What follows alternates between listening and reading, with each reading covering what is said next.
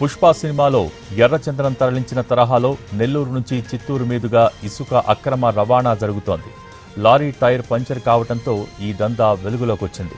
తడ నుంచి చిత్తూరు మీదుగా తమిళనాడులోని తిరుత్తణికి ఇసుక లోడ్తో వెళ్తోంది లారీ. అనంతాపురం పంచాయతీలోని సెట్టిన్ తంగాళ్ దగ్గర లారీ టైర్ పేలటంతో ఆగిపోయింది. స్థానికులు వచ్చి ఆరా తీయగా లారీలో ఇసుక ఉన్నట్టు గమనించారు. వరి పొట్టు అని లారీ డ్రైవర్ బుకాయించినా స్థానికులు లారీపై కప్పిన టార్పాలిన్ పట్టా తొలగించి చూశారు. పైన వరి పొట్టు బస్తాలు, కింద ఇసుక ఉండటంతో పోలీసులు, రెవెన్యూ అధికారులకు సమాచారం ఇచ్చారు. పోలీసులు లారీ డ్రైవర్ను అదుపులోకి తీసుకుని ప్రశ్నిస్తున్నారు. ఏడాదిగా ఇసుక రవాణా జరుగుతోందని, దీని వెనుక నెల్లూరుకు చెందిన నేత ఉన్నారనే ప్రచారం జరుగుతోంది.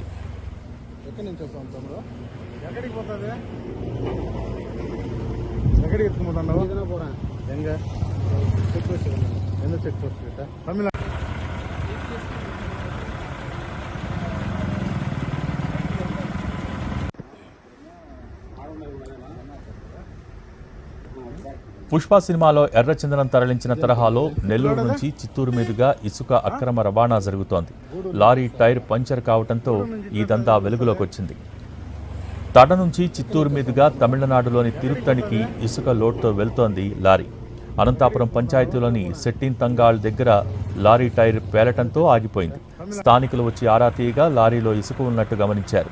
వరి పొట్టు అని లారీ డ్రైవర్ బుకాయించినా స్థానికులు లారీపై కప్పిన టార్పాలిన్ పట్టా తొలగించి చూశారు.